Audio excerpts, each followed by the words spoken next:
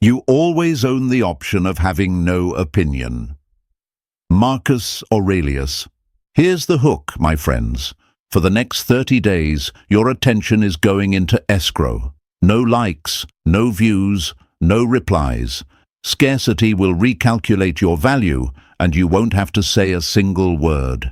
Hey folks, imagine this. You run a water tap in your kitchen. It's been on for months. Drip, drip, drip. So constant you barely hear it anymore. One day you turn the tap off. The quiet is shocking. That's what happens when you stop pouring your attention into people and places that never earned it. Silence becomes a sound they cannot ignore. Think of your attention like a bank vault with a heavy door. For too long you left it cracked open. Anyone could wander in, take a little, and leave you with less. Today we spin the wheel, lock it tight, and post a new policy on the door. Entry by appointment only. You've been fed lies. If you don't respond, they'll forget you. Lie. What's abundant becomes invisible. What's scarce becomes priceless. If you don't like their post, they'll think you don't care. Another lie. Genuine care is shown in presence and standards, not in heart-shaped taps. If you don't engage, you'll look weak. No, reactivity is a weakness. Restraint is strength. Epictetus said, "No man is free who is not master of himself." For 30 days we become masters. Picture this, my friends. You're a lighthouse on a rough coast. Ships blast horns. Waves scream for attention. The lighthouse never shouts back. It doesn't chase boats. It stands, strong and bright, and the whole sea recalibrates around it. That's you, fixed, calm, useful to those who respect your light, unavailable to storms looking for drama. Or imagine a fisherman who stops throwing bait into the water. The fish circle, then wander off. But when the bait returns, it's measured, timed, intentional. That's re-entry on your terms. Let's add a little humor, because growth doesn't have to be grim. You know that moment when you accidentally watch their story, then pretend your thumb slipped like a banana peel fell out of the sky. Yeah, we've all been there. For the next 30 days, thumbs are on probation. No banana peels, no oops, just discipline. Here's the eye-opener. The world reads your attention like a price tag. When you hand it out for free, people assume it has no cost. When you guard it, they start counting their coins.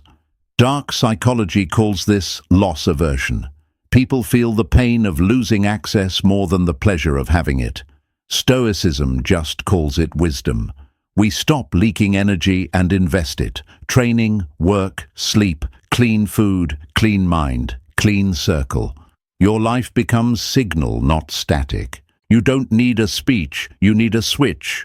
Off for 30 days. No likes, no views, no replies. Not as punishment, as policy. If something truly urgent comes through, you'll handle it clean and brief, not emotional and endless.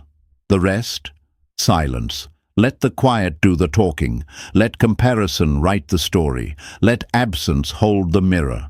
While others refresh, you will rebuild. While others chase, you will choose. While others test you, you will not flinch. Write this on your wall. My attention is not a tip jar. It is earned by respect, consistency, and truth. And here's one more line for your heart. The best revenge is not to be like your enemy. That's Marcus again. We don't play the game. We change the rules. Now take a breath, shoulders back, jaw unclench. This is the day your value gets recalculated by silence, by scarcity, by standards. Type your affirmation in the comments, then press like and subscribe if you're in. 3 words, my friends. I protect attention. Stay with me. Number 1, attention is policy, not emotion. Discipline equals freedom. My friends, that's not a gym poster, it's a blueprint. The moment your attention stops being a mood and becomes a policy, your life stops leaking power. Today we make it simple, hard, and clean. No likes, no views, no replies, not as punishment, but as governance. Your energy gets a constitution. Picture this, folks. You're an airport runway at night. For months, the landing lights have been blazing. Touchdowns, takeoffs, chaos. No flight plans, no control. Tonight, the tower goes strict. Lights only by clearance. Silence returns. That's what happens when you escrow your attention.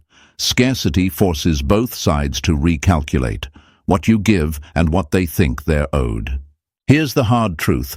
They didn't devalue you. Unlimited availability did. You trained people to expect instant access, trained algorithms to feed you their breadcrumbs, trained your nervous system to chase red dots like oxygen. Then you wondered why you felt breathless. You're not addicted to them. You're in debt, and debt charges interest, lost time, fractured focus, shallow sleep. Epictetus said, "No man is free who is not master of himself." Mastery begins where the thumb stops. Think of your attention like high voltage. You wouldn't leave live wires loose on the floor, yet emotionally that's what's been happening. DMs dangling, stories open, heart reacts on standby, zap, zap, zap, until you're fried and they're fed. From today, flip the breaker. Root power into what actually builds you. Your body, your craft, your faith, your money, your sleep, your circle. Stop lighting up their world. Light up your own. Night questions will come. What if they forget me? What if they think I don't care? What if they move on? Folks, what's cheap is forgettable. What's scarce is unforgettable. People remember what they must earn. If the deeper fear is, without their attention, am I still worthy? Good. You've found the real battle. We're not fighting them. We're freeing you from dependency. Let's break the lies. Lie 1. Engagement equals connection. Engagement is a button. Connection is behavior. If their character doesn't show in real life, a heart icon is confetti. Lie 2. Silence is petty. Silence is a boundary that keeps dignity in and drama out. Marcus Aurelius. You always own the option of having no opinion. For 30 days you exercise that option with calm. Lie 3. Not replying looks weak. Weakness is begging for clarity from people who benefit from your confusion. Strength is choosing clarity within yourself and letting the questions echo without you. Why is this hard? Because your brain's been nibbling micro-hits, views, seen, pings, phantom vibrations, crumbs masquerading as meals. Nothing meaningful happened. You didn't heal, grow, or ship your work. You just fed the loop. Loops, love-hungry minds. The urge whispers, just check once. The heart pleads, show I still care. The body leans forward and the soul shrinks. Not today. Starve the loop. Feed your life. Imagine a theatre. Weeks of chatter and random walk-ons made the audience numb. Then, curtains closed, room dark. Every eye waits. That's your silence. Darkness isn't empty. It's preparation. When your attention disappears, their mind scrambles. Where did it go? Who has it? Why can't I reach it? That isn't manipulation. That's how value works. The rare becomes revered. Worried, they'll think you're angry. You don't owe mood explanations. Policy doesn't argue. It applies. Set focus mode. Mute their stories. Hide their posts. Remove chat pins. Turn off active status. If a mutual accidentally brings them up, smile and pivot. Your attention isn't a democracy. It's stewardship.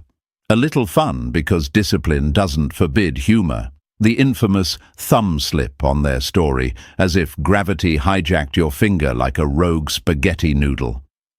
We retired the noodles. The thumb goes to boot camp. Urge hits. 20 push-ups, a 90-second wall sit, 10 deep breaths, or write one line.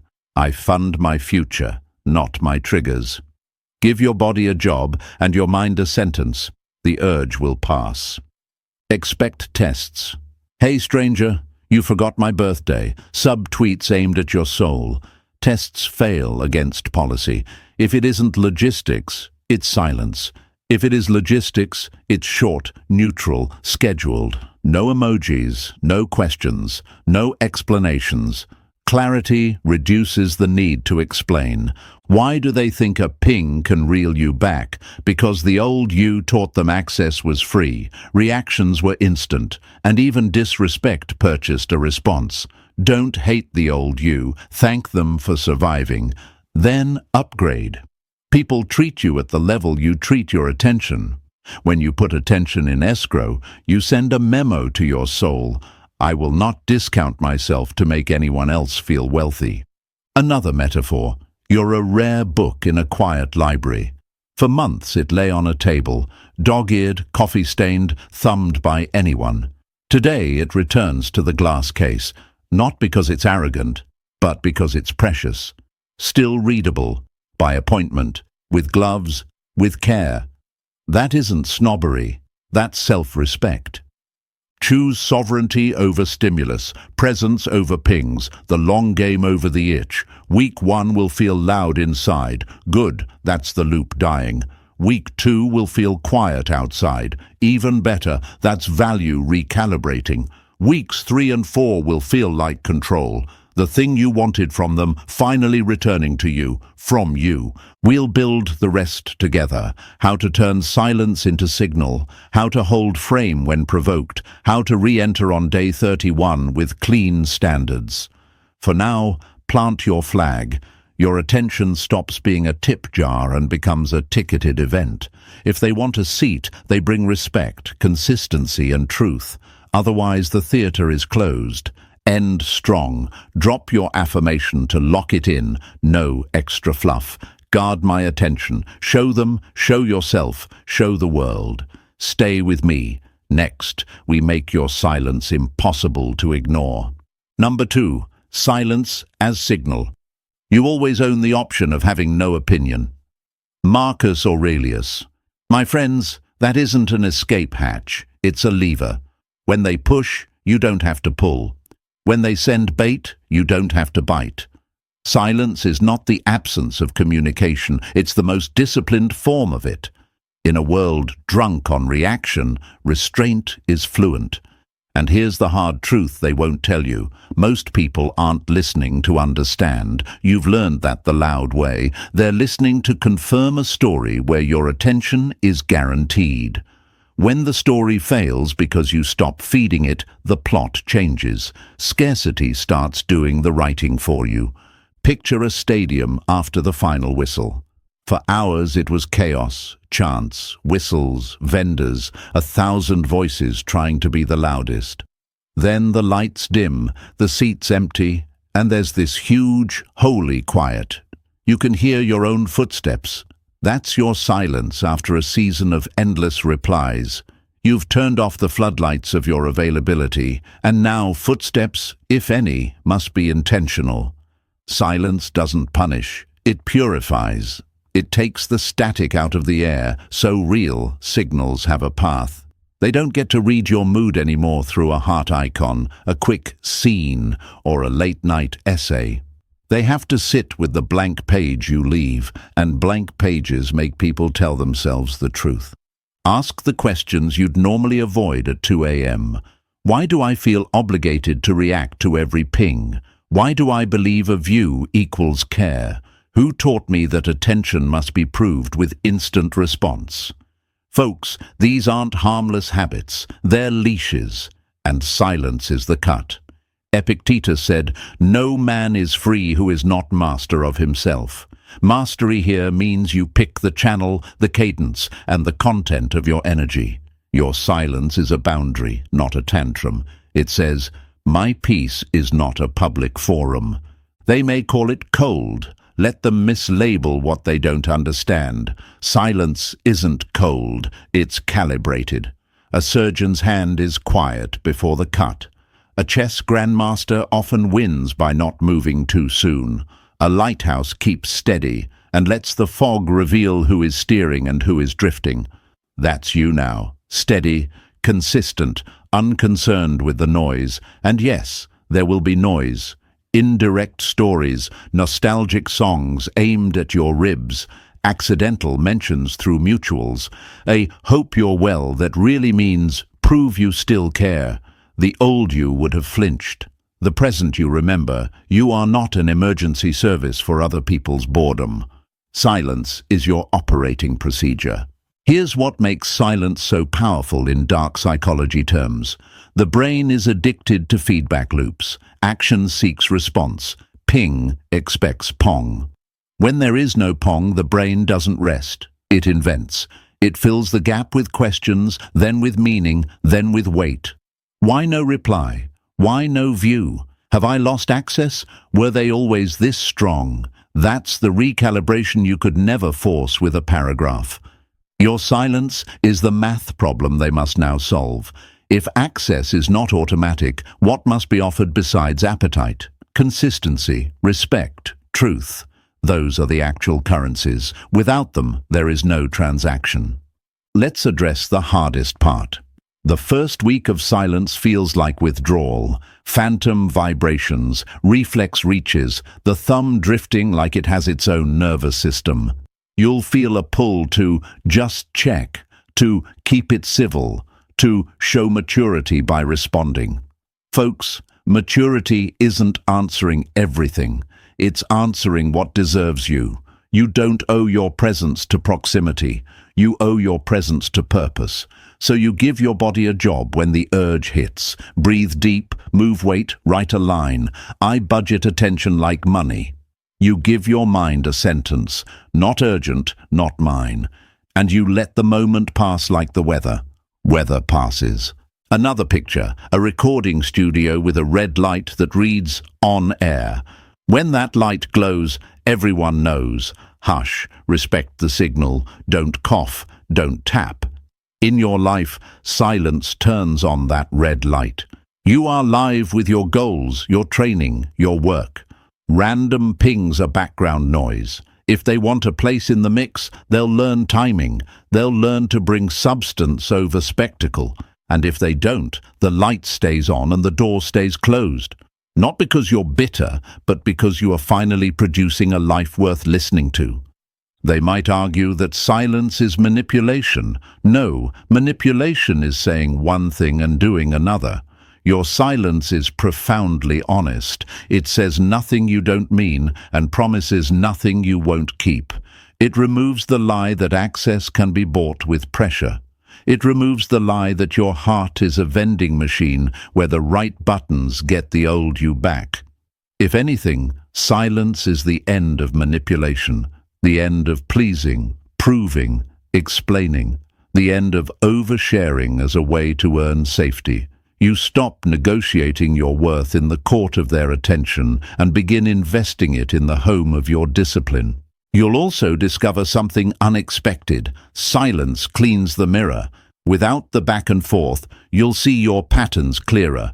Who you chased, why you chased, what you feared would happen if you stopped. That clarity stings, then soothes. You realize you were never chasing them. You were chasing the version of you that felt powerful when they responded. That version was an illusion because power built on someone else's reply is alone with nasty terms. Return it. Build equity in yourself. Quiet mornings, honest work, sweat that means something, friends who sharpen your mind instead of snacking on your time. Let's keep it real and a little light. The legendary "oops, my thumb slipped" defense. Retire it. Fingers don't slip 6 times at 1:13 a.m. That's not gravity, that's habit wearing a costume. You're smarter than your costume. Take it off. Put the phone on the shelf, face down, focus mode on. Give your attention fewer doors to sprint through, and it will learn to sit like a trained animal, calm, present, loyal to you first. If you hold this line, silence becomes a reputation. People stop testing you with crumbs because crumbs never earn a seat at your table. They either come correct with consistency or they don't come at all. Both outcomes are a win, respect or peace. That's the math, that's the policy, that's the power. End this section the way you intend to live. Simple, strong, unbothered. Type your affirmation to lock it in. Guard my silence. Stay with me. Next, we'll turn provocations into practice and show you how to hold frames when they poke the glass. Number 3. Provocations and tests. If it is not right, do not do it. If it is not true, do not say it. Marcus Aurelius. My friends, that line is steel. It means you don't owe the world your reaction just because the world rattles your door. The moment you escrow your attention, they test the lock. A "Hey stranger," a "Miss your face," a "You forgot my birthday," a song lyric booby-trapped for your eyes. Mutuals accidentally dropping your name. These aren't coincidences, they're probes. In dark psych terms, a system under stress seeks its old equilibrium. Your silence is the new rule. Their provocations are the test. Pass the test, and the rule becomes law. Picture an aquarium in a quiet museum. Kids rush up and tap the glass to make the fish move. Mature fish don't sprint for every tap. They conserve energy, glide, and stay sovereign in their water. You are that calm now. Taps will come. Your job is not to thrash, your job is to hold the water still so the tap loses its thrill. Or think of a matador with a cape. He doesn't meet the bull horn for horn. He steps aside and lets momentum defeat itself. That's what a non-reply does. It refuses the collision the other person is trying to create, and it lets their own force exhaust them. Let's name the fears that surface when they poke. If I don't answer, I'll look bitter. If I don't acknowledge, I'll lose them forever. If I don't defend myself, they'll control the narrative. Folks, bitterness talks. Composure doesn't. If silence reads as bitterness to them, that's their story, not your truth. As for losing them forever, you are not losing what refuses to earn you. And narratives?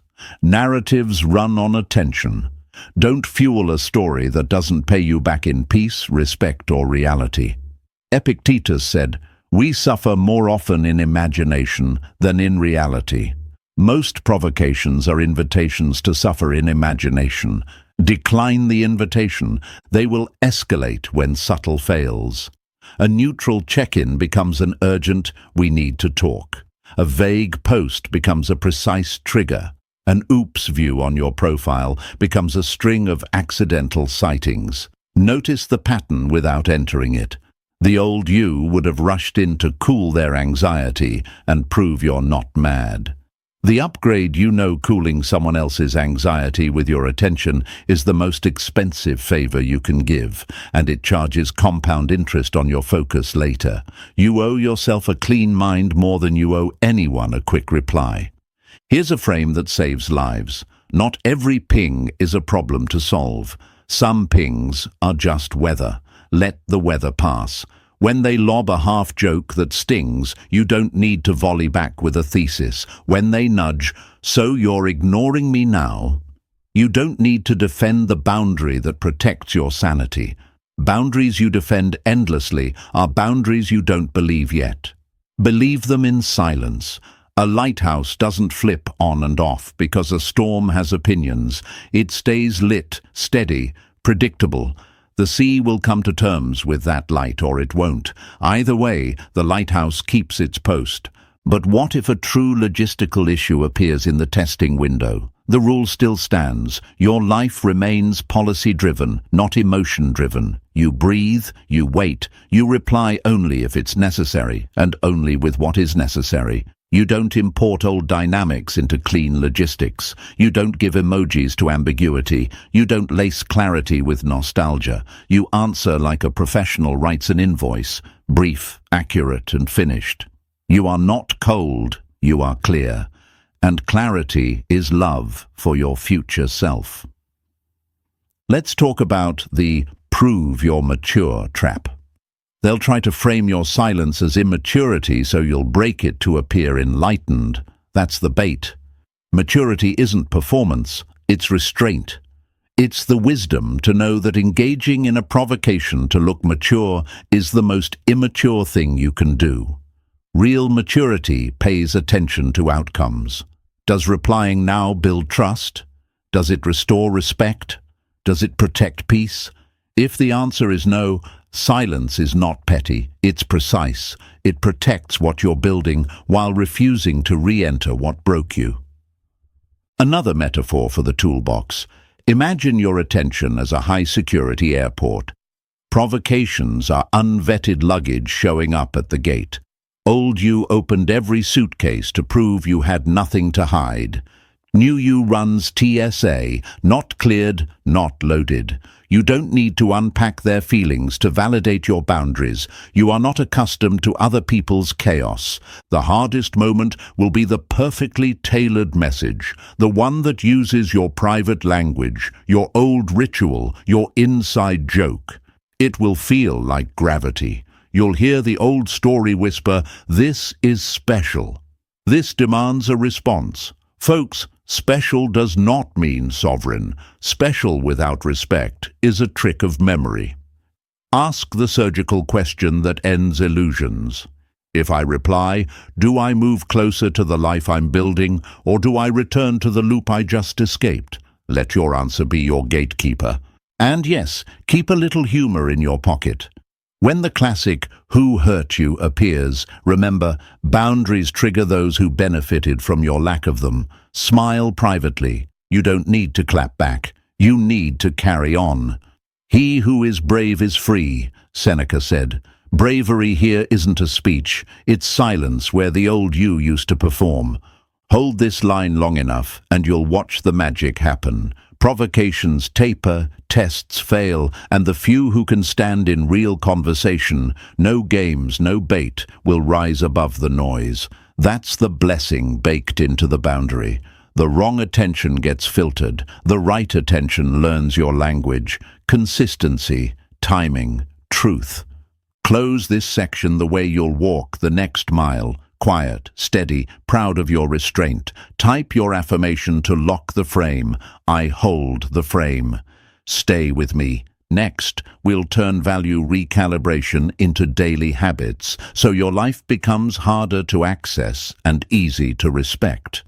Number 4. Value recalibration. First, say to yourself what you would be, then do what you have to do. Epictetus. My friends, this is the blueprint.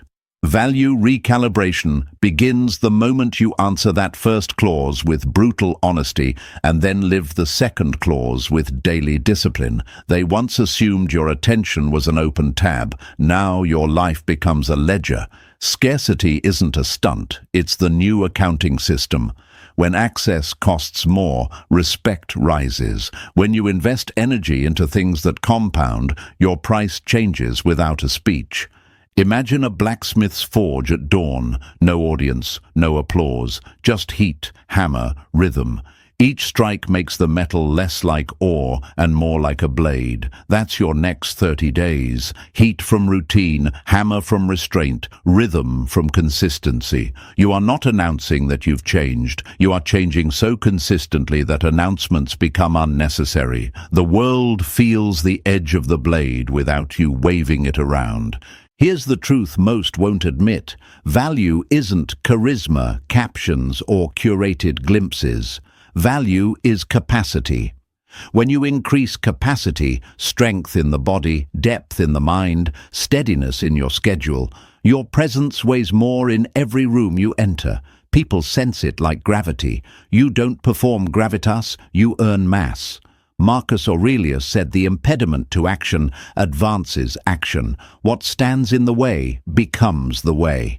The urge to check, the itch to reply, the habit to haunt old timelines, those are the obstacles you turn into training. Each time you choose a set, a page, a deep work block over a scroll, the obstacle becomes your path. Let's walk through the recalibration in real life, not theory. Morning becomes a contract with yourself. Before you check anything, you check in. Water, breath, movement, sunlight, a single page where you write what you control today. Not paragraphs, promises. When the world measures you by your reactivity, you measure yourself by what you ship. In the afternoon, you carve out protected work time like a craftsman guards his bench. Interruptions go outside. Focus stays inside. In the evening, you close loops, laundry, dishes, finances, a small task you use to avoid, because strength isn't only deadlifts, it's doing what you said you'd do when nobody is clapping. Dress this recalibration in simplicity. Clean lines, clean schedule, clean words. Not flashy, but unmistakably deliberate. You don't chase attention, you embody signal. Think of a well-tuned instrument. Even a single note rings true. When they encounter you now, they meet coherence, your words, actions, boundaries, and calendar pointing in the same direction. That coherence is rare. Scarcity begins there, not on a story mute button. People cannot buy coherence with pressure. They must rise to meet it, or they bounce off it and call it cold. Let them bounce. Fear will visit. If I become harder to access, will they think I'm full of myself? If I stop being the 2 a.m. therapist, will I lose my place? If I say no, will I lose everyone? Folks, generosity without governance is not kindness, it's leakage. You're not becoming distant, you're becoming defined. Boundaries aren't walls, they're doors with locks and hours. The right people knock, wait, and show respect. The wrong people rattle the handle and call you names. That's data, not destiny. Epictetus reminds us, what's up to you is enough. Your availability is up to you. Your standards are up to you. Your peace is up to you. Break a few common lies while we're here. Lie 1 says visibility equals value. No. Visibility without substance is a billboard for an empty store. Lie 2 says busyness equals importance. No. Busyness is noise. Importance is priority. Lie 3 says being easy to reach is the same as being reliable. No. Reliability means when you do show up, it counts. On time, prepared, consistent. You can be selective and reliable at the same time. In fact, selectivity makes reliability possible.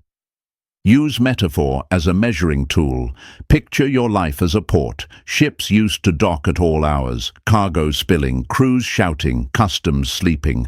Now the port sets hours, improves cranes, hires inspectors, and enforces manifests. Fewer ships, better cargo, higher tariffs, less theft.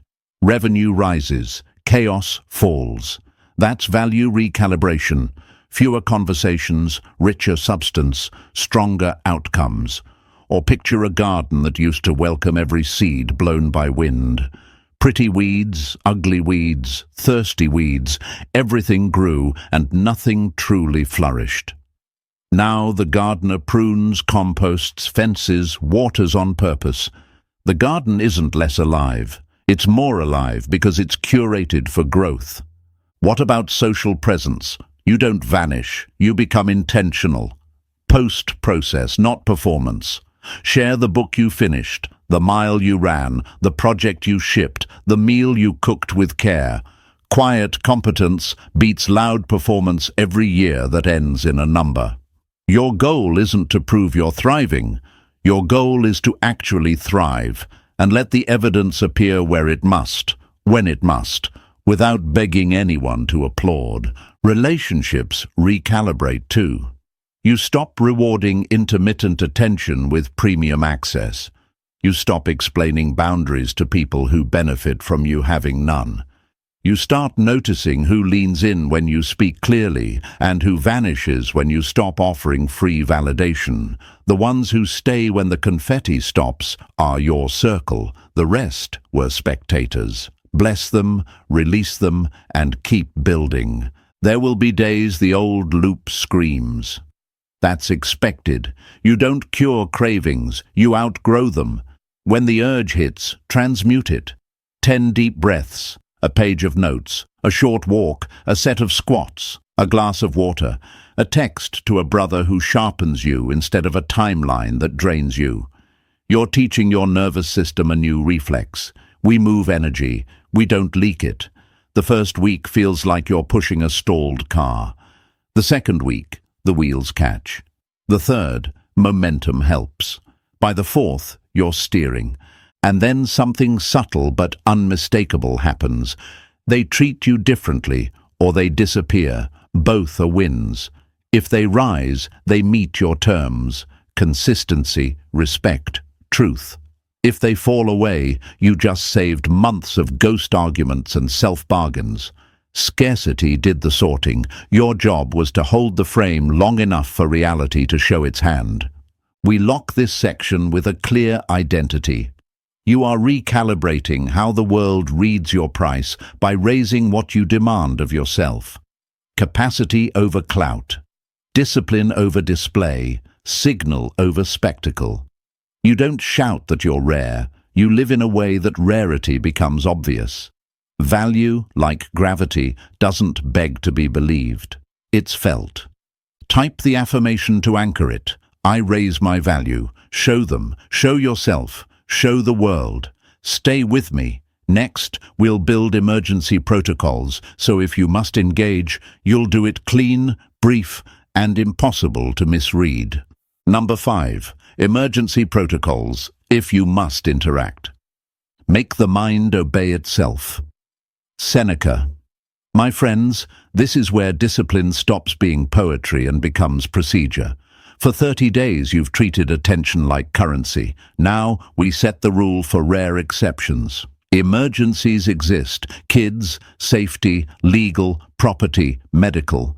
When necessity knocks, you don't break the frame to prove you're reasonable. You stay reasonable by keeping the frame. Emergency protocol means you engage without surrendering your peace, like a surgeon who steps into the room steady-handed, not sentimental. Picture a control tower in a storm. Lightning cracks, visibility drops, planes request priority landings. The tower doesn't panic or pontificate.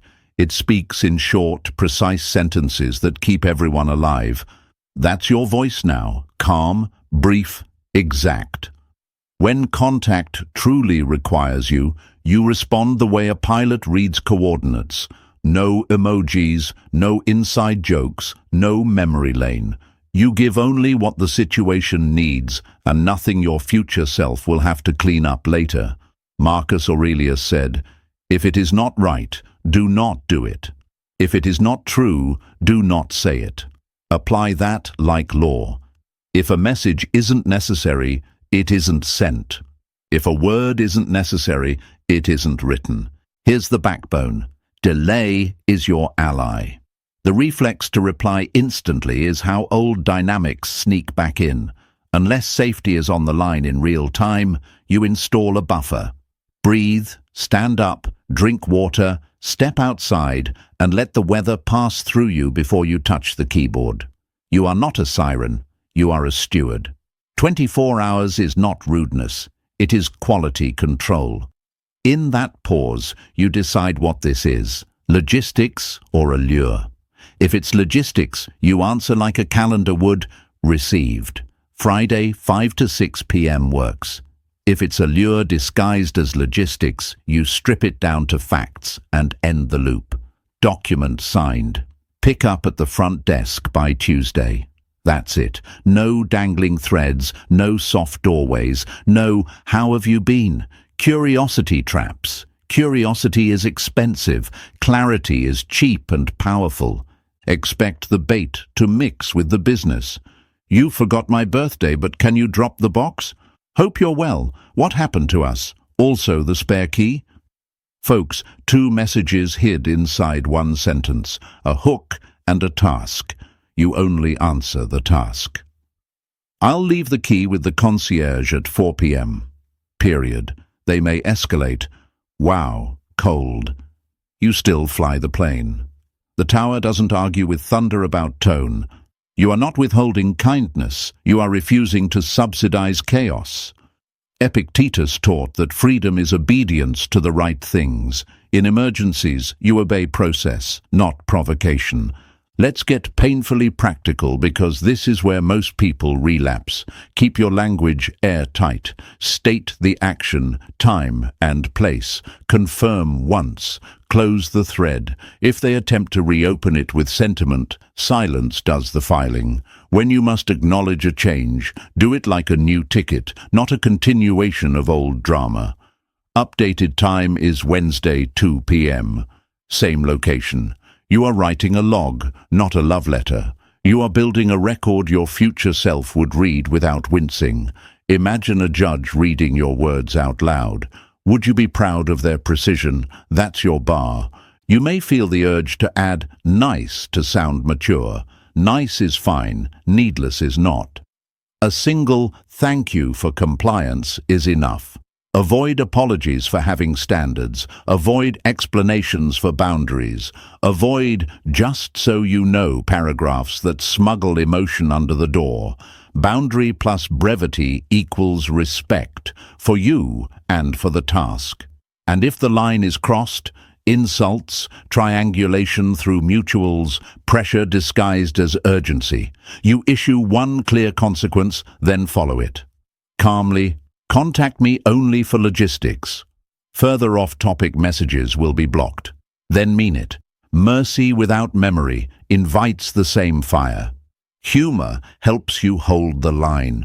You'll catch yourself drafting a TED Talk to explain why you've grown, why silence isn't spite, why you still wish them the best, why the moon looked particularly thoughtful last night. Delete it. TED didn't RSVP, logistics only. Think of your reply like a receipt. Item, amount, date, paid. No inspirational quotes belong on receipts. What about genuine human warmth? You can be human without becoming habitual. Warmth is in tone, not length. Understood. Not available. Pickup confirmed. Neutral is not cruel, it's clean. You'll be tempted to sprinkle nostalgia to ease tension. Nostalgia is a bridge back to the loop. Burn that bridge with dignity. If people want access to your softness, they pay with consistency over time, not clever phrasing today. If you share children or obligations, create routines that remove negotiation. The more you decide once, the less you bleed daily. Same drop-off window, same payment day, same communication channel, same emergency triggers. Decision fatigue is where old versions of you wake up. Structure is how the new version stays awake. A lighthouse isn't brave because it argues with waves. It's brave because it keeps hours in all weather. Fear will whisper, if I'm too short, I'll look heartless. You're not short, you're specific. You're not heartless, you're heart protective. There is a difference. Your value recalibration requires that difference. Imagine your life as a museum with climate control. Some artifacts can handle touch, others are behind glass. Emergency protocol means you decide which is which, and you train everyone, including yourself, to respect the room. And if they accuse you of manipulation for being precise, manipulation is pretending. Precision is clarity. You are not pulling strings, you are cutting them. There is nothing to argue against when you only speak in facts. The drama addict will find that maddening. The adult will find it refreshing. Either way, the weather will pass, and your peace will remain. Be tolerant with others and strict with yourself, Marcus wrote. Strict here doesn't mean harsh, it means consistent. You are consistent with your protocol, so you can be tolerant with the unexpected. We end like we live, quiet and firm. Emergency protocol is not a loophole for your feelings. It's a firewall for your future. When necessity calls, you answer like a professional. Then you hang up the call inside your body. No replaying, no invisible arguments, no post-game paragraphs. You did what was required and kept what is sacred. That's the art. Type your affirmation to anchor it. Brief, neutral, final. Show them, show yourself, show the world, and stay with me. Next, we'll plan Day 31 re-entry options so you remain sovereign whether they return respectfully or the road stays quiet. Number 6. Day 31. Re-entry. Waste no more time arguing what a good man should be. Be one, Marcus Aurelius. My friends, day 31 is not a reunion, it's an audit. After 30 days of escrow, silence and structure, you're not returning to the old script, you're returning as the author. Re-entry is where many people stumble because they confuse access with progress, nostalgia with evidence, attention with respect. Not you. You will step across this line with a calm spine, a clear plan, and standards that don't blink. Start by telling yourself the quiet truth. Attention escrow wasn't a game you played on them, it was training you did for you. You didn't starve your phone, you fed your future. You didn't punish anyone, you protected your center. So re-entry isn't about announcing your growth with speeches, it's about living your growth with choices. Think of a pilot completing a long flight. Before anyone opens the cabin door, they run a checklist. Systems green, fuel sufficient, weather acceptable. Only then, disarm doors, cross-check, open. That's day 31. You don't open the door because someone knocks. You open because your checklist says the runway is safe. The first question is simple and brutal. Do you even want to reopen access? Many of you will discover that quiet is not empty, it's generous. You slept, you trained, you shipped work. You laughed without understanding. If peace grows roots, keep it. You owe nobody a grand reopening ceremony. Stoicism is allergic to sentimentality without substance. If your life expanded in their absence, honor the expansion. The rarest power is the power to leave the door closed without bitterness. If you decide to allow a measured re-entry, you set the rhythm and the structure. You don't return to the old 24/7 buffet.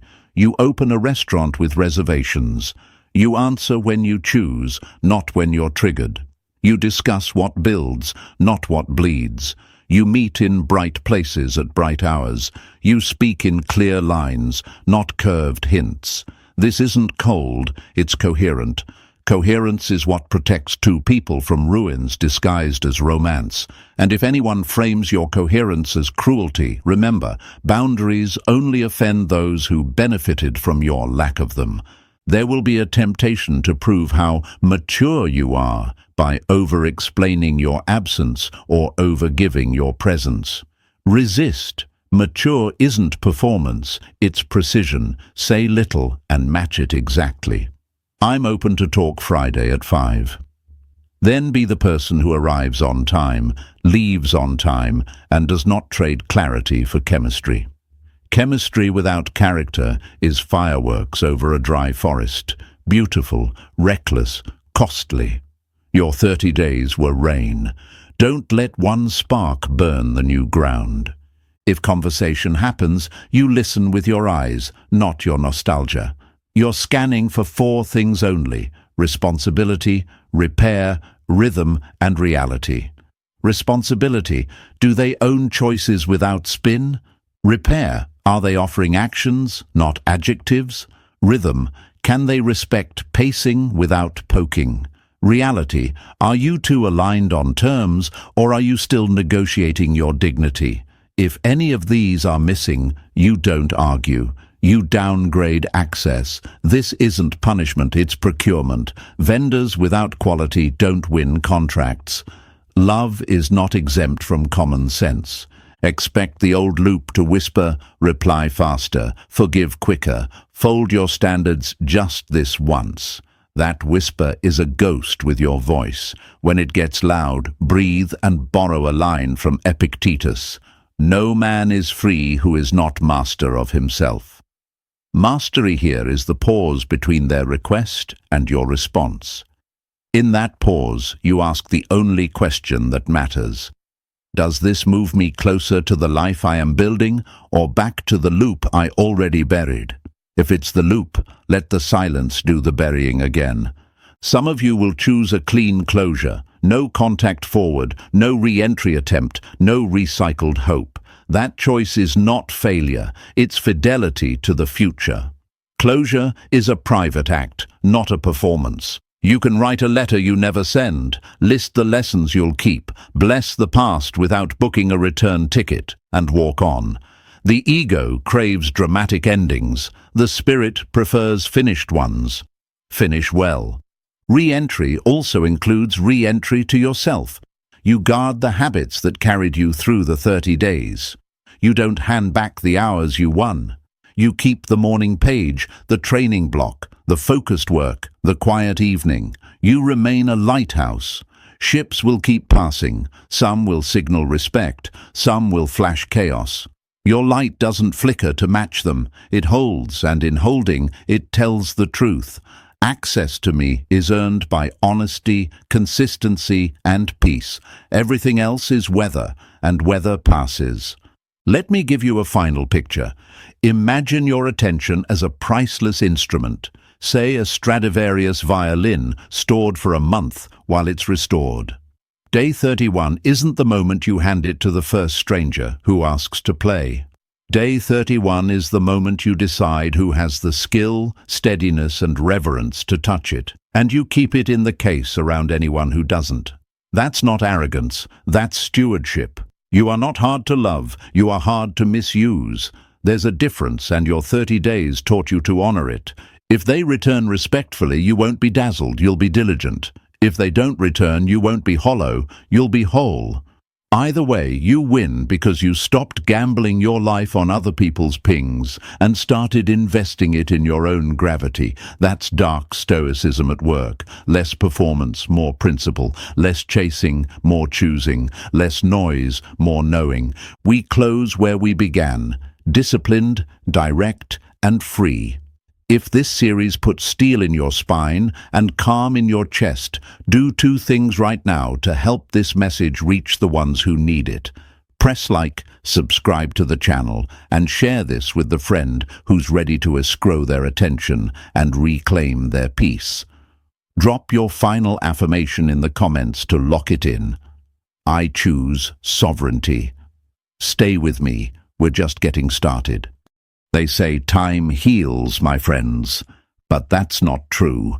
Time doesn't heal what you keep feeding with thoughts. You keep reopening the same wound, scrolling through memories like a highlight reel of what you lost. Every night you whisper, they'll come back.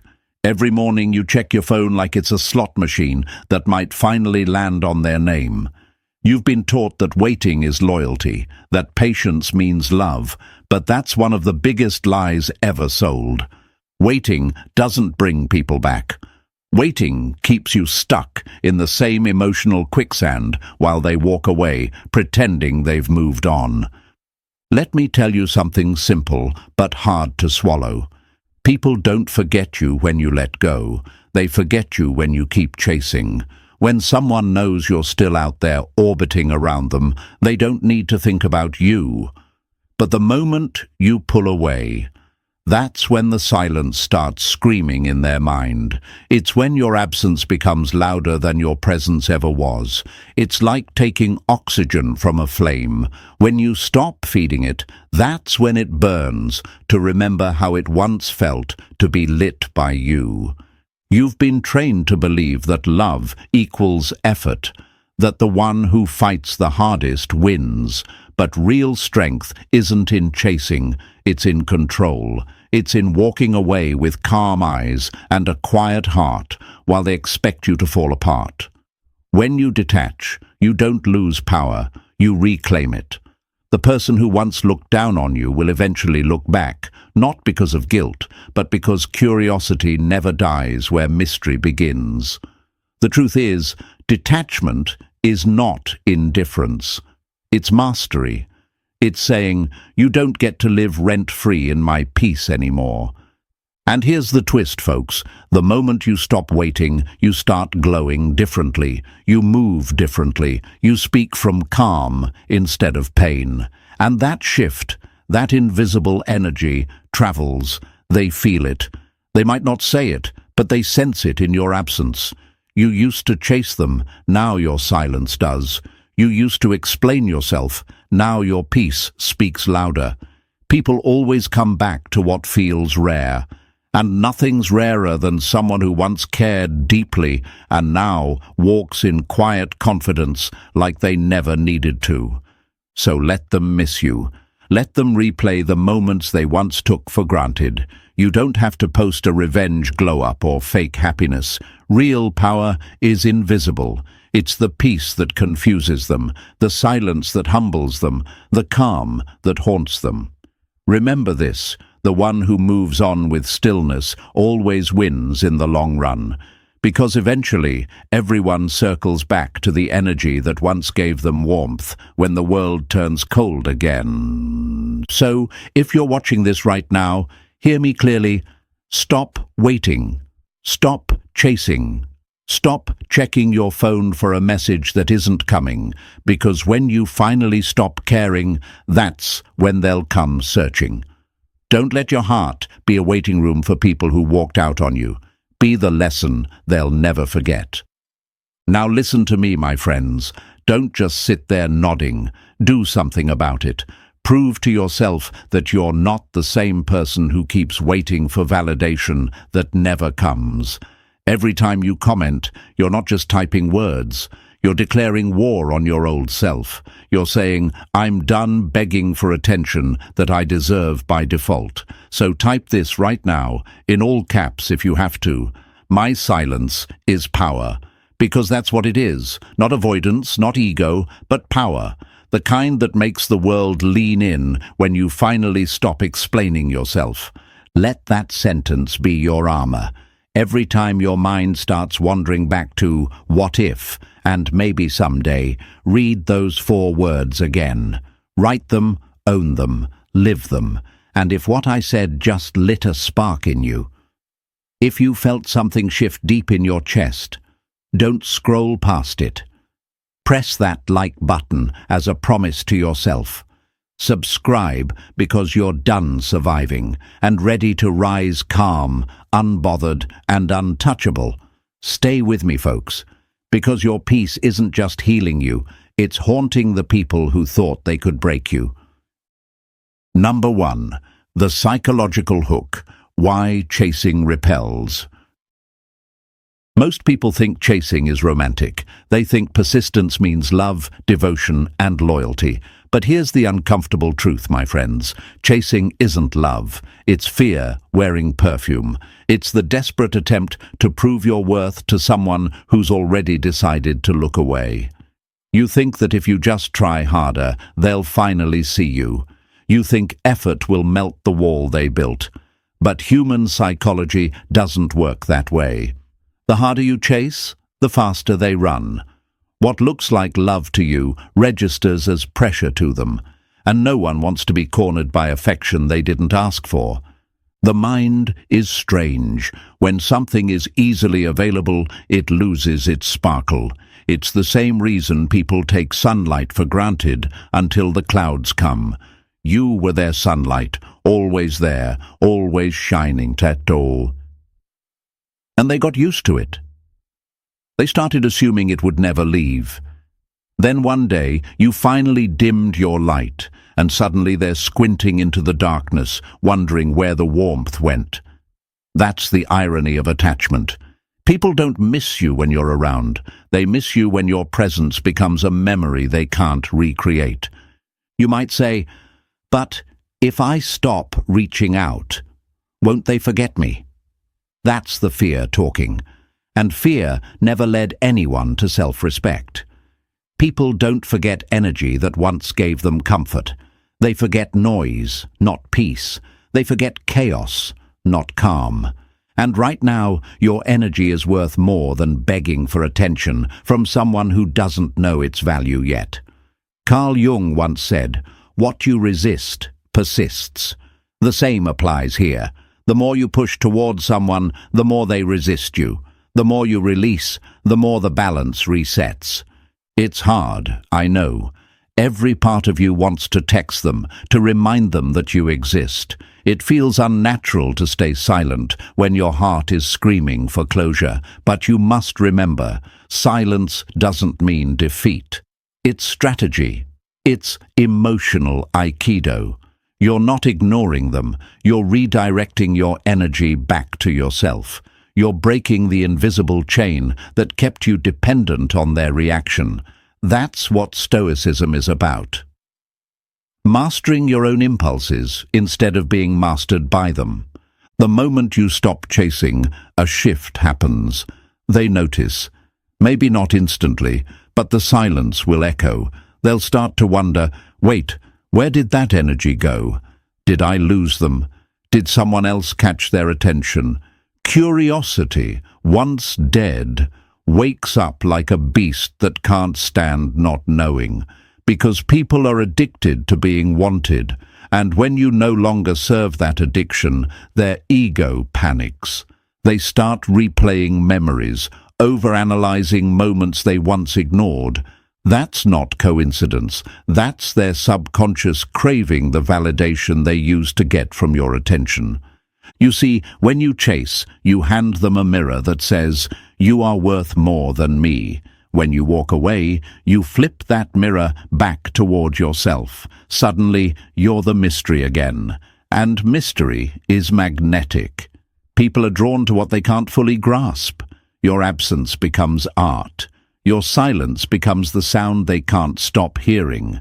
That's how the human mind works. It obsesses over closed doors, not open ones. Still, it's not easy to step back.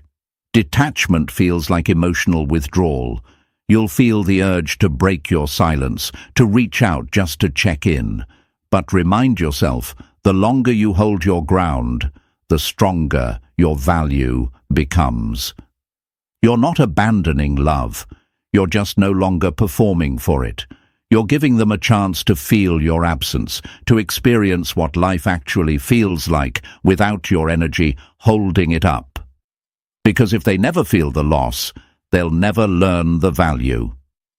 Think about a child who always has candy.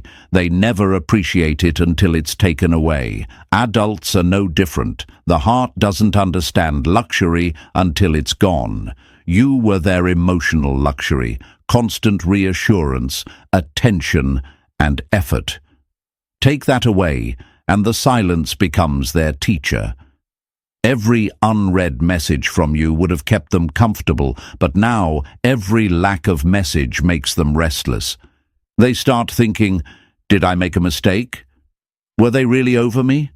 Why aren't they trying anymore? That's when the hook sets in.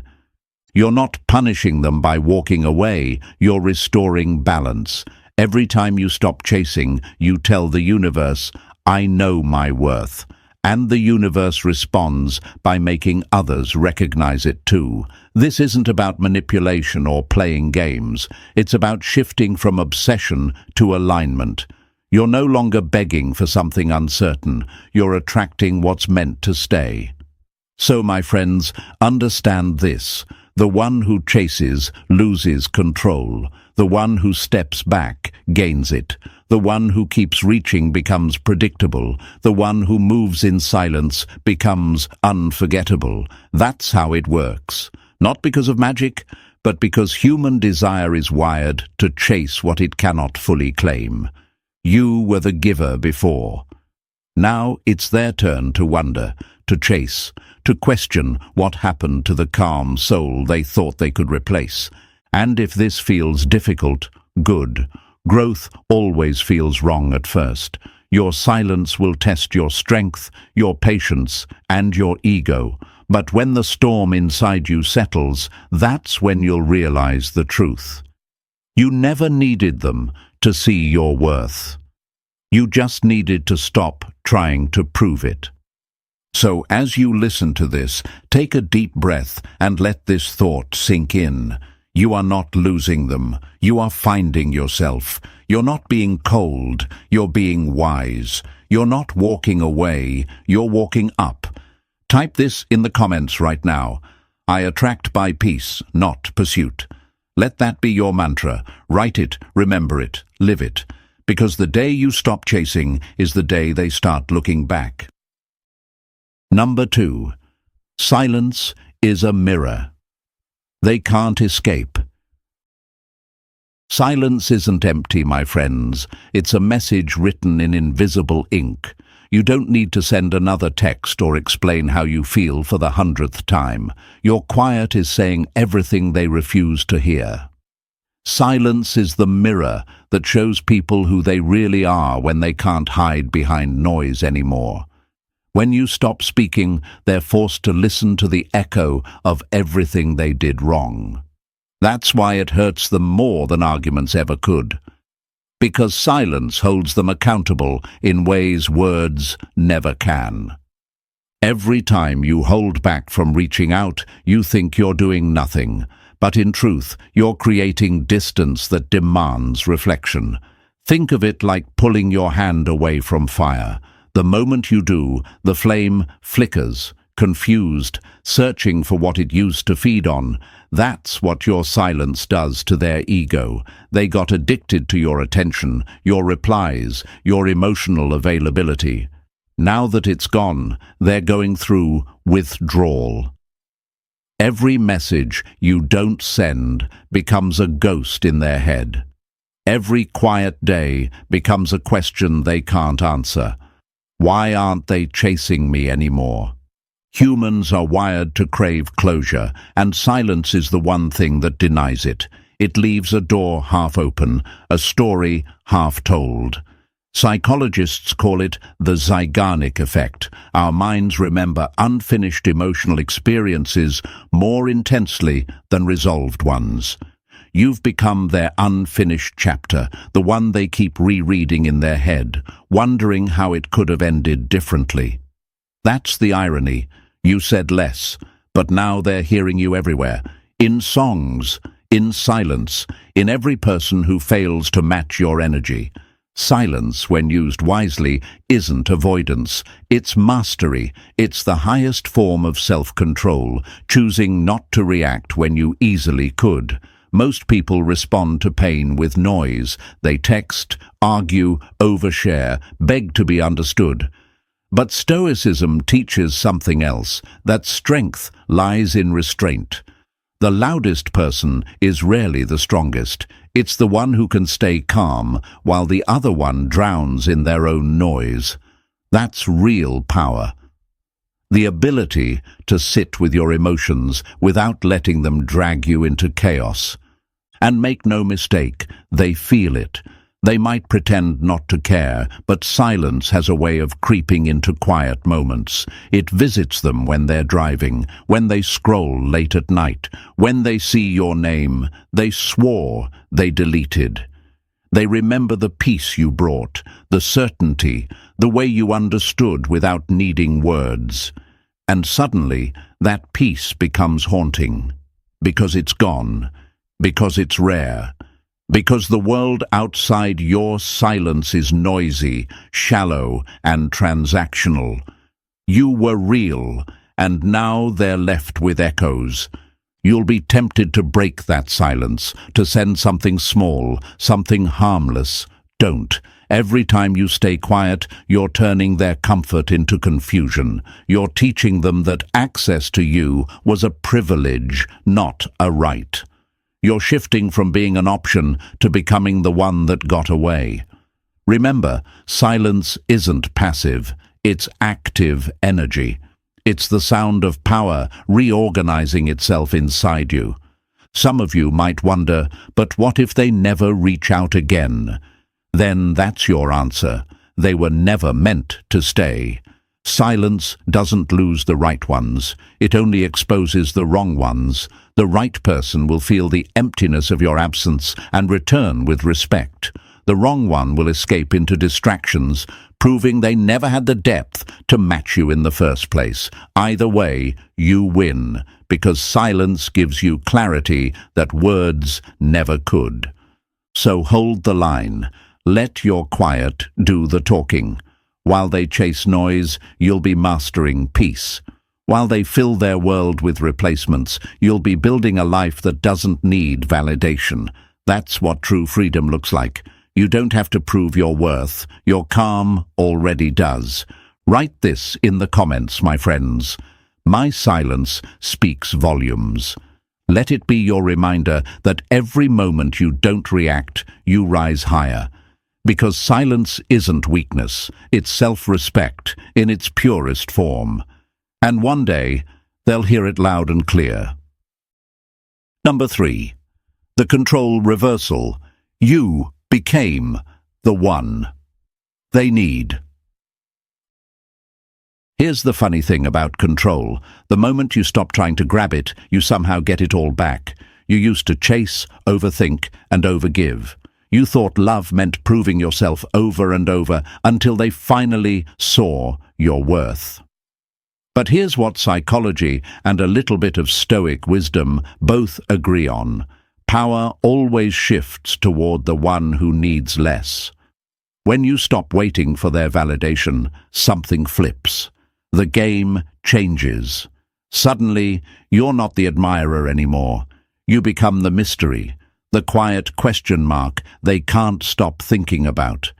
You see, folks, people get comfortable when they know they're wanted. It's human nature. When someone knows they have a safety net, they stop fearing the fall. You were their emotional safety net, always there, always replying, always ready to forgive. They had comfort. But comfort kills curiosity. The moment you stopped waiting, that comfort turned cold, and curiosity rushed back in to take its place. They started wondering where you went, what changed, and why their reflection no longer showed up in your eyes. Let me paint it for you. Imagine a cat. When you chase it, it runs. But the second you stop, sit still, and ignore it, it creeps back, suspicious and intrigued. Humans work the same way. We crave what confuses us. Predictability makes people blind. Unpredictability makes them obsessed. When you were waiting, you were predictable, emotionally available, always reachable, always ready. When you stopped waiting, you became unpredictable, and that unpredictability rewired their attention. They used to feel powerful, now they feel unsure. And that's the reversal. Maybe you've noticed it already. They're acting strange, watching your stories again, asking around about you, pretending not to care while still orbiting your world. That's not coincidence. That's control, shifting back into your hands. The human brain hates uncertainty, and now you've become the uncertainty they can't solve. They can't predict your next move because you stopped moving toward them. You're calm now, unbothered, detached. And that silence of yours, it's driving them mad. Some of you might ask, but why does it have to be this way? Why can't love just be simple? Because humans don't chase what's easy. The mind doesn't crave peace until chaos leaves. They never valued you because they never feared losing you. And fear, whether we like it or not, creates value. That's not manipulation, that's psychology. People desire what they can't fully have. You were once the open book they never finished reading. Now you've closed the cover and walked away, and they're realizing they never memorized the pages. Carl Jung said, "The meeting of two personalities is like the contact of two chemical substances. If there is any reaction, both are transformed." You've transformed, my friend. You went from a seeker to a keeper of peace, from waiting to walking, from chasing to attracting. That's why they feel off balance. You've changed your emotional chemistry, and now they have to adjust to it. They used to be the prize. Now you are. They used to be the center. Now you are the gravity, pulling everything back in without effort. And it's not about ego. It's about equilibrium. When you were chasing, you were in chaos. Now you're in control, not of them, but of yourself. That's the real shift. You've stopped trying to bend their will and started mastering your own. You're no longer waiting for the universe to reward your pain. You are the reward. You've evolved into someone who doesn't beg to be understood. You've become the calm that makes others question their storm. They might not tell you they miss you, but they feel it. They feel it when their new distractions don't hit the same. They feel it when no one else makes them feel safe the way your silence does. You've become the standard. And the standard is always missed once it's gone. So don't go back to waiting. Keep walking forward, calm and sure. You're not punishing them. You're just finally realizing you were never the one in need. They were. They still are. You've become the peace they can't recreate, the mystery they can't solve, the calm they can't compete with. That's real control. Not forcing anyone to come back, but knowing they eventually will. Type this in the comments, my friends. I am the calm they crave. Let it remind you every day. You didn't lose power when you stopped waiting. You reclaimed it. Number 4. Detachment, the weapon they never saw coming. Detachment isn't cruelty, my friends. It's clarity. It's the quiet moment when you finally stop trying to fix what broke itself. People think detachment means shutting off your emotions, but that's not true. It means mastering them. It's emotional discipline, choosing peace over chaos, calm over validation, stillness over constant noise. It's standing in the middle of everything that once triggered you and saying, "No, you don't get to rent space in my mind anymore." That right there is the first real taste of freedom. You see, detachment is not running away from love. It's running back to yourself. It's pulling your energy out of places that never grew anything for you. And it's funny how once you do that, everything shifts. The universe starts rearranging itself. Suddenly, the people who once ignored you begin to notice you again. The ones who took you for granted start to remember your worth. Because when you finally stop chasing energy that doesn't return, that energy turns inward and it glows. Think of it like a candle that's been burning for someone else's comfort. You kept lighting their world while they let yours fade. Detachment is when you take that flame back. You stop wasting your warmth on people who never stood close enough to feel it properly. At first, it feels cold, even lonely. You'll have moments when you miss them, when silence feels heavy. But that's not loneliness. That's detox. You're unlearning the addiction of needing someone who never truly gave back. And here's the part they never saw coming. They thought your love was endless.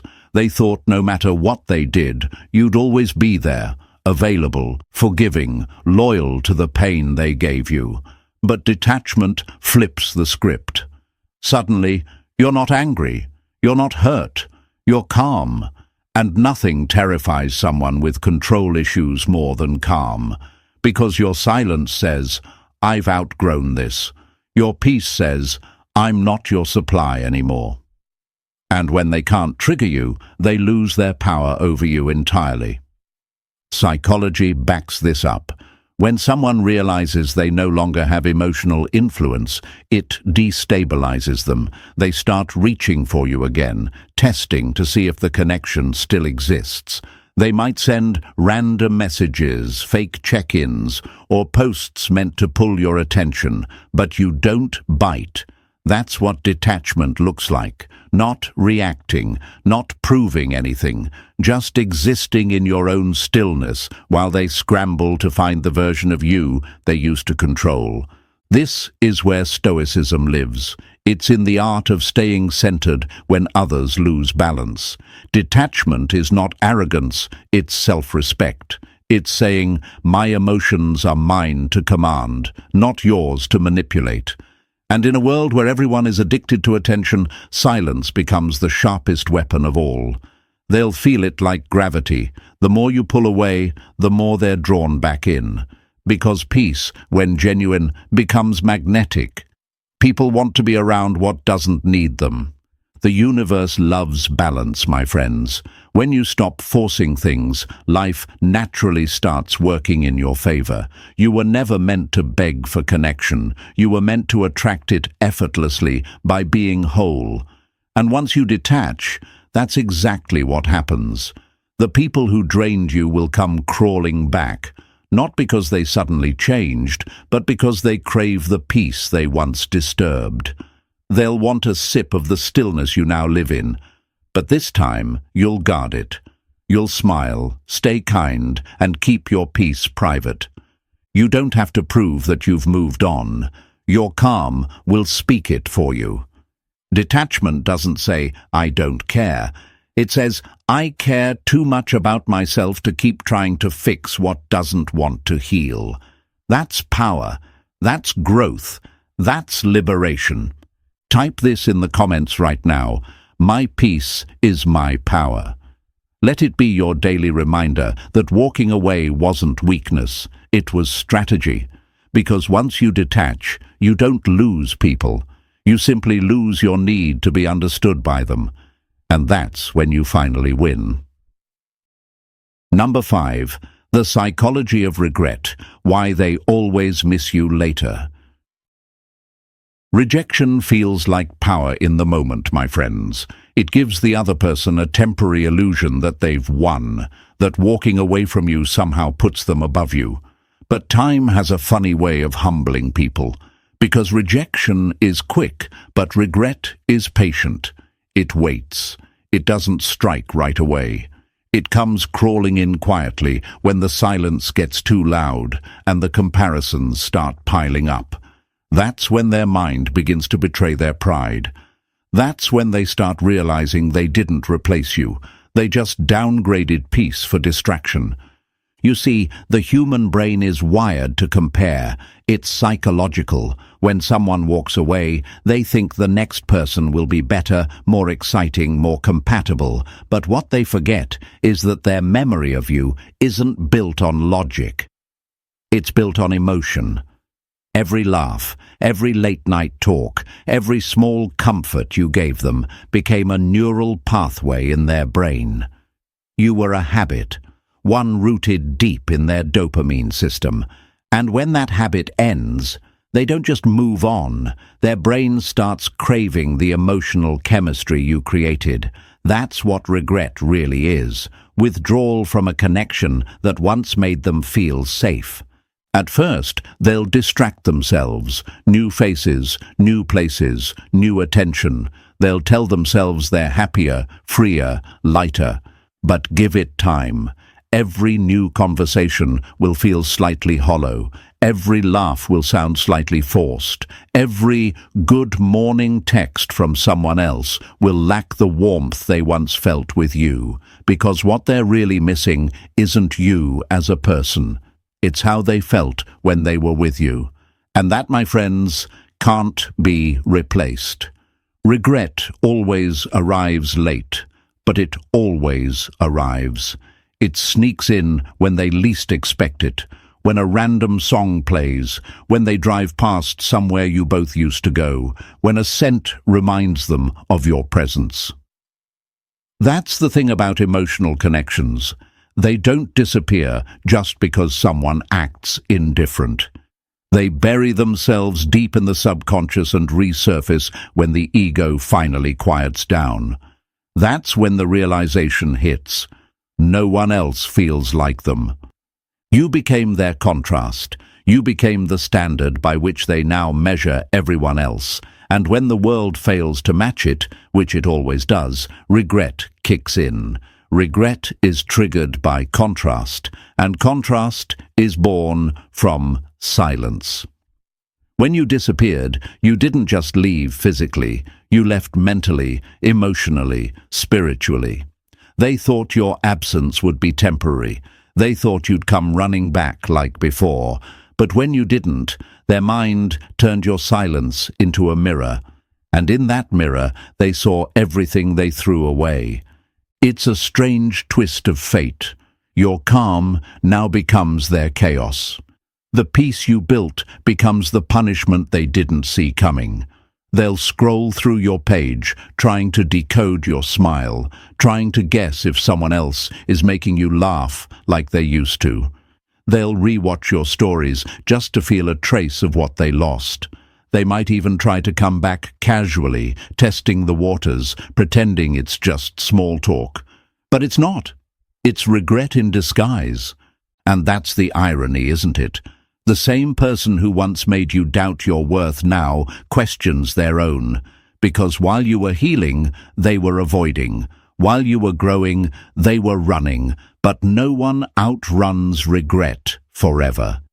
It catches up when life slows down, when the noise fades, and when their next something better turns out to be an echo of what you already gave them effortlessly. So don't wait for their apology or their return. Just know they will feel it. Maybe not now, but when their distractions stop working, when they realize that peace is rare, loyalty is priceless, and real connection doesn't come twice, that's when your absence will haunt them more than your presence ever did. Type this in the comments right now. I am unforgettable, because that's exactly what you are. You didn't lose them, they lost the one soul who truly saw them, and regret will make sure they never forget it. Number 6. How emotional detachment sparks intrigue. People crave predictability, my friends. They want to know that the same person will always answer, always care, always be available when they decide to come back. But emotional detachment shatters that illusion. When you pull away, you stop being predictable, and that unpredictability becomes magnetic. They can't figure you out anymore. You're no longer the one they could read like an open book. You've become the unread chapter that keeps them up at night, wondering what changed. You see, emotional detachment is not about pretending not to care. It's about no longer needing to prove that you do. It's the energy shift that happens when you stop reacting. You're not cold, you're controlled. You're not distant, you're dignified.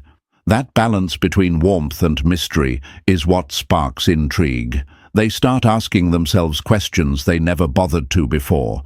Did they move on? Are they seeing someone new? Do they still think about me? That's when the curiosity starts burning, and that's how attraction quietly returns. Humans are addicted to uncertainty. Our brains are wired to seek what feels unresolved. When they don't know what's going on with you anymore, they start overthinking, and ironically, that's when they think about you the most. Before, you were predictable. They knew exactly how you'd respond, what you'd say, and that no matter how badly they treated you, you'd still be there. But now, you've gone still. You've stopped chasing. You've stopped showing emotion. You've stopped feeding their ego, and that silence creates a psychological tension they can't ignore. It's like a TV series that suddenly cuts to black mid-season. They were comfortable watching your emotional responses, your anger, your affection, your vulnerability. It made them feel in control, like they were the director of your story. But now that you've detached, the screen went dark. The story's still running, but they're not part of it anymore. And nothing frustrates the human ego more than not knowing how the story ends. Emotional detachment makes you unpredictable because it removes their certainty of your love. You stop rewarding their bad behavior with forgiveness. You stop responding to their absence with attention. And without realizing it, you flip the entire dynamic. They used to measure your worth by your reactions. Now they're left staring into the void of your silence, trying to decode a version of you they no longer understand. Here's where the Stoic wisdom comes in. Control doesn't mean suppressing emotion. It means mastering its direction. You can still love, still care, still feel deeply, but you choose where to place that energy. You no longer hand it out like charity. You protect it, and that protection radiates power. People feel it. They might not say it, but they sense when your energy no longer needs validation. That's when they start missing you for real. Not the desperate version, but the grounded one who learned peace. And the irony, They'll start reaching out, not because they suddenly love you more, but because they need to know if you're still accessible. They'll test the waters, send a hey, or post something they know you'll see. It's not affection, it's insecurity. They're not used to you being unavailable. Your emotional detachment breaks their rhythm, and humans hate losing rhythm. That's why they come back. That's why they start paying attention again. But here's what you must remember. Your silence is not a strategy, it's a statement. You're no longer performing to keep their interest. You're letting your peace do the talking. And that peace, that inner calm, that emotional control, is exactly what makes you unforgettable. People chase what they can't fully predict, and you finally become the mystery they can't decode. So stay detached, stay grounded, stay still. Let them wonder, let them question, let them feel the absence they once ignored, because nothing draws someone in like realizing the door they used to walk through is now locked, and the person behind it has found peace. Type this in the comments right now. My calm creates curiosity, because it does. Your silence isn't emptiness, it's gravity, and sooner or later, everything that once took you for granted will feel its pull. Number 7. They're still watching, and you know it. Don't be fooled by the quiet, my friends. Silence doesn't mean they've forgotten you. It means they're watching you from the shadows. The same person who once acted unbothered, who swore they were done, is now studying your every move like a detective who's lost the case file. They scroll through your profile at 2 a.m., not to see your updates, but to feel something familiar again. They're not looking for information. They're looking for reassurance, the reassurance that you still care, that you still hurt, that they still matter. But here's the twist. You've outgrown the need to prove any of that. And that's what's driving them insane. You've become a paradox they can't solve. Your calm confuses them. Your silence irritates them. Your peace provokes them. They see you smiling, healing, maybe even glowing, and they can't stand not knowing if it's real. Because, deep down, they hoped your world would fall apart without them.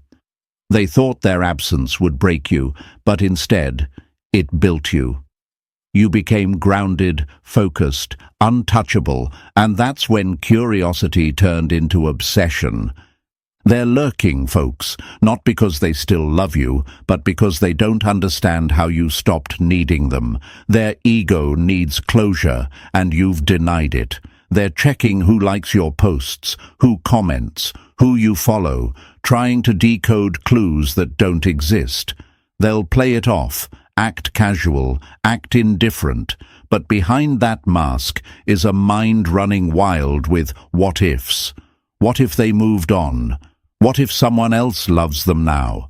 What if they never needed me in the first place? That's the haunting part. They're now feeling every ounce of uncertainty you used to drown in. Remember, people are addicted to emotional control. When they had yours, they felt powerful. When you took it back, they lost their balance. Now they're replaying your last conversations, analyzing your posts, and searching for meaning in your silence. It's funny how the one who left now feels left behind. The one who told you to move on is now the one stuck wondering if you already did. That's karma in its quietest form. No revenge, no words, just peace that makes them restless. Carl Jung once said, "Until you make the unconscious conscious, it will direct your life, and you will call it fate." That's exactly what's happening to them. They're being directed by their own guilt, their own curiosity, their own unhealed parts. They can't face why they're still watching you, so they pretend it's nothing. But you and I both know, when someone spends this much energy keeping tabs, it's never nothing. It's denial dressed as indifference. And here's where you win without trying. You don't chase. You don't post to provoke. You don't need to prove anything. You just live. You let your peace do the talking. Because nothing stings more than realizing the person you underestimated doesn't need you anymore. They're watching because your detachment made you unpredictable. They're watching because your silence became their mirror. They're watching because, for the first time, they're realizing they lost something real. They'll never admit it out loud, but they miss the way your energy used to feel. They miss the comfort, the validation, the warmth, but they'll keep it buried behind a mask of pride. They'll watch every new version of you unfold, hoping to see a trace of the old you, the one who cared too much.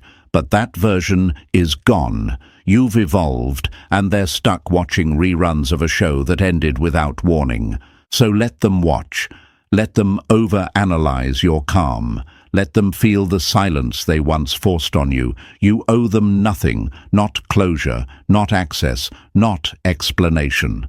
Because the truth is, the moment they started observing instead of appreciating, they became spectators in a story they used to star in. Type this in the comments right now. They watch, I rise. Because they will. They'll keep watching. But you'll keep rising, quietly, confidently, and far beyond their reach. Number 8. The comeback when you finally stop waiting. Here's the paradox, my friends. They always come back when you finally stop waiting for them to. Not when you're pretending to move on, not when you're playing games, but when you actually let go. When your peace becomes louder than your pain. When your silence stops being a tactic and turns into a lifestyle. That's when the shift happens, not in them, but in you. Because the universe mirrors what you believe you deserve. When you stop radiating desperation, your energy transforms from chasing to attracting. And that energy, that calm certainty, pulls everything back that once ran away. They always thought you'd stay waiting, didn't they? They thought they could take their time, explore their options, come back when it was convenient. But time has a way of exposing truth. The person they left behind doesn't exist anymore. You've evolved into someone they can't predict, someone they can't manipulate, someone whose silence feels like power rather than pain.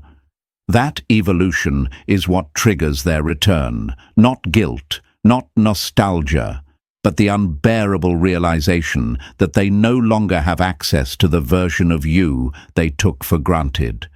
When you stop waiting, your entire presence changes. Your energy shifts from, I hope they notice me, to, I'm fine either way. And that shift is magnetic. They can feel it, even if you never speak again. It's the same way you can sense when someone has healed. There's a stillness in their energy that demands respect. You've become that stillness. You've become the calm they once mocked, but now crave. And ironically, your detachment creates the very attraction your chasing once killed. Think of it like this. When you stop running after the train that left, you realize the station isn't empty. There's another train coming, one that's actually meant for you. That's how life works. The moment you stop clinging to what rejected you, new doors open. But funny enough, that's exactly when the old one starts knocking again. Because your peace becomes their punishment. Your glow becomes their reminder. Your silence becomes their haunting. They'll come back with stories. I've been thinking about you. I made mistakes. I miss the old times. And maybe part of you will feel that familiar pull, that rush of old emotion. But this time, you won't respond the same. You'll listen, but you'll stay calm. You'll remember that they're not drawn to your pain anymore. They're drawn to your peace. They're not coming back because they changed. They're coming back because you did. You stopped giving them the energy that once fueled their ego, and now they want a taste of the calm they thought they could destroy. But here's where the true power lies. You don't need them to come back. That's the real victory. You no longer crave their apology or attention. You've grown into someone who doesn't measure their worth by being chosen. Because you finally understand. Peace is the ultimate comeback. Not revenge, not getting even, just peace. Because nothing disrupts a person's comfort like realizing the one they once broke now lives unbothered, untouchable, and completely whole. And when they see that version of you, calm, confident, no longer waiting, it hits them. They finally understand what they lost. But by then, it's too late, because the version of you that once waited no longer exists, and the version that replaced it doesn't wait for anyone. So when they return, and they will, remember this: you don't owe them access just because they finally woke up. Let them feel the distance they created. Let them taste the silence they once ignored. Because sometimes the best way to show someone your worth is to live like they never defined it in the first place. And that, my friends, brings it full circle. The moment you stop waiting, everything that once slipped through your hands starts finding its way back. Not because they changed, but because you did. You stopped chasing, you started growing, and now your peace speaks louder than your pain ever could. Remember this truth. Detachment isn't losing love, it's gaining yourself. If this message hit your soul, show some love. Press that like button, share this video with someone who needs to hear it, and subscribe for more Stoic wisdom. Stay grounded, stay calm, and never forget, your peace is power.